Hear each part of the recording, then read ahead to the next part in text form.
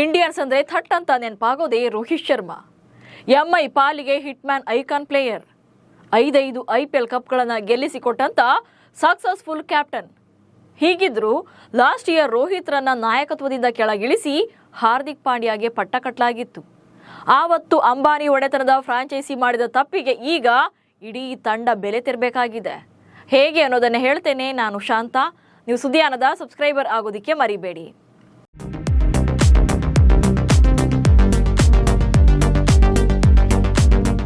IPLನಲ್ಲಿ 5 ಬಾರಿ trophy ಗೆದ್ದಿರುವಂತಹ Mumbai Indians ಟೀಮ್ನಲ್ಲಿ ಘಟಾನುಘಟಿ ಆಟಗಾರರೇ ಇದ್ದಾರೆ. ಅದರಲ್ಲೂ ಟೀಮ್ ಇಂಡಿಯಾದ ಕ್ಯಾಪ್ಟನ್ಸ್ ಮತ್ತು ವೈಸ್ ಕ್ಯಾಪ್ಟನ್ಸ್ ದಂಡೇ ಇದೆ. ಕಳೆದ ವರ್ಷ ರೋಹಿತ್ ಶರ್ಮಾರ ಕ್ಯಾಪ್ಟನ್ಸಿಯನ್ನ ಹಾರ್ದಿಕ್ ಪಾಂಡ್ಯಾಗೆ ನೀಡಲಾಗಿತ್ತು. ಆ ಬದಲಾವಣೆ ಬಳಿಕ ತಂಡದಲ್ಲಿ ಒಗ್ಗಟ್ಟೆ ಮರೆಯಾಗಿತ್ತು. ರೋಹಿತ್ ಶರ್ಮಾ ಒಲ್ಲದ ಮನಸ್ಸಲ್ಲೇ ಆಟಗಾರನಾಗಿ ಕಣಕ್ಕಿಳಿದಿದ್ರು. ಅಂದಿನ ಆ ನೋವು ಹಿಟ್ಮ್ಯಾನ್ರನ್ನ ಇನ್ನೂ ಕೂಡ ಕಾಡ್ತಾ ಇದೆ. ಇದೇ ಕಾರಣಕ್ಕೆ ಈಗ ಕ್ಯಾಪ್ಟನ್ಸಿಯನ್ನೇ ಒಲ್ಲೆ ಎಂದಿದ್ದಾರೆ. ಚೆನ್ನೈ ವಿರುದ್ಧದ ಪಂದ್ಯಕ್ಕೆ ಸೂರ್ಯಕುಮಾರ್ ಮುಂಬೈ ಕ್ಯಾಪ್ಟನ್. ಮಾರ್ಚ್ 22ರಂದು ಅಂದ್ರೆ ಇದೇ ಶನಿವಾರ ರಾಯಲ್ ಚಾಲೆಂಜರ್ಸ್ ಬೆಂಗಳೂರು ಮತ್ತು ಕೋಲ್ಕತಾ ನೈಟ್ ರೈಡರ್ಸ್ ನಡುವಿನ ಫೈಟ್ ಮೂಲಕ IPL 18ನೇ ಲೀಗ್ ಆರಂಭವಾಗಲಿದೆ. ಉದ್ಘಾಟನಾ ಪಂದ್ಯ ನಡೆದ ಮರುದಿನವೇ ಅಂದ್ರೆ ಭಾನುವಾರ ಮುಂಬೈ ಇಂಡಿಯನ್ಸ್ ಮತ್ತು ಚೆನ್ನೈ ಸೂಪರ್ ಕಿಂಗ್ಸ್ ತಂಡಗಳು ಮೈದಾನಕ್ಕಿಳಿಯಲಿವೆ. ಈ ಪಂದ್ಯಕ್ಕೆ ಮುಂಬೈ ತಂಡವನ್ನ ಸೂರ್ಯಕುಮಾರ್ ಯಾದವ್ ಮುನ್ನಡೆಸಲಿದ್ದಾರೆ. ಯಾಕಂದ್ರೆ ಮೊದಲ ಪಂದ್ಯದಿಂದ ನಾಯಕ ಹಾರ್ದಿಕ್ ಪಾಂಡ್ಯಾಗೆ ನಿಷೇಧ ಹೇರಲಾಗಿದೆ. ಕಳೆದ ಸೀಸನ್ನಲ್ಲಿ ಲಕ್ನೋ ಸೂಪರ್ ಜೈಂಟ್ಸ್ ವಿರುದ್ಧದ ಕೊನೆಯ ಪಂದ್ಯದಲ್ಲಿ ಮುಂಬೈ ಇಂಡಿಯನ್ಸ್ ತಂಡ ನಿಗದಿತ ಸಮಯದೊಳಗೆ 20 ಓವರ್ಗಳನ್ನು ಪೂರ್ಣಗೊಳಿಸಿರಲಿಲ್ಲ. ಹೀಗಾಗಿ ನಾಯಕ ಹಾರ್ದಿಕ್ ಪಾಂಡ್ಯಾಗೆ 30 ಲಕ್ಷ ರೂಪಾಯಿ ದಂಡದ ಜೊತೆಗೆ 1 ಪಂದ್ಯದಿಂದ ನಿಷೇಧ ಹೇರಲಾಗಿದೆ. ಅದರಂತೆ ತಮ್ಮ ಮೊದಲ ಪಂದ್ಯದಿಂದ ನಾಯಕ ಹಾರ್ದಿಕ್ ಪಾಂಡ್ಯ ಹೊರಗುಳಿಯಬೇಕಾಗುತ್ತೆ. ಪರಿಣಾಮ ಸೂರ್ಯಕುಮಾರ್ ಯಾದವ್ ಮುನ್ನಡೆಸಲಿದ್ದಾರೆ ಅಂತ ಹಾರ್ದಿಕ್ ಪಾಂಡ್ಯ ಅವರೇ ಹೇಳಿದ್ದಾರೆ. ಇನ್ನುಳಿದ ಪಂದ್ಯಗಳಿಗೆ ಹಾರ್ದಿಕ್ ಪಾಂಡ್ಯ ಅವರೇ ನಾಯಕನಾಗಿ ಕಂಟಿನ್ಯೂ ಆಗ್ತಾರೆ.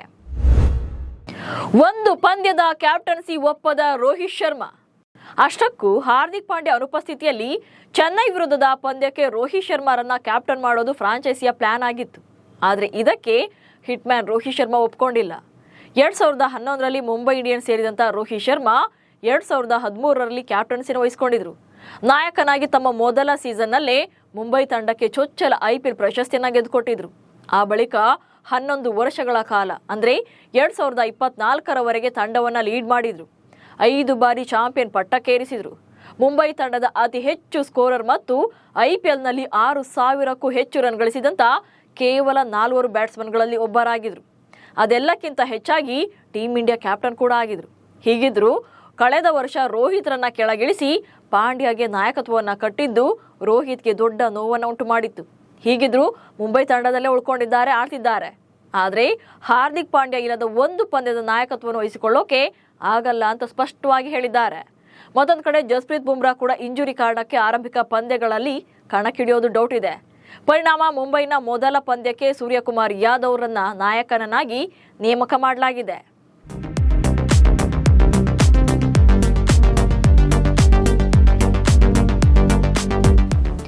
IPLನಲ್ಲಿ ಒಂದು ಫ್ರಾಂಚೈಸಿಗೆ 5 ಟ್ರೋಫಿಗಳನ್ನ ಗೆಲ್ಲಿಸಿಕೊಡೋದು ಅಂದ್ರೆ ಸಾಮಾನ್ಯದ ಮಾತಲ್ಲ.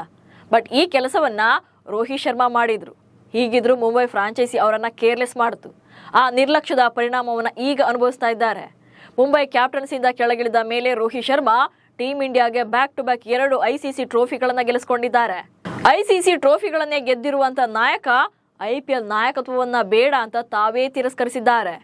ರೋಹಿತ್ ಶರ್ಮಾರ ಈ ನಿರ್ಧಾರ ಸರಿ ಇದೆಯಾ ಅನ್ನೋದನ್ನ ಕಮೆಂಟ್ಸ್ ಮೂಲಕ ತಿಳಿಸಿ. ಹಾಗೆ ಸುದ್ದಿಯನ್ನು ಫಾಲೋ ಮಾಡಿ. ನಮಸ್ಕಾರ.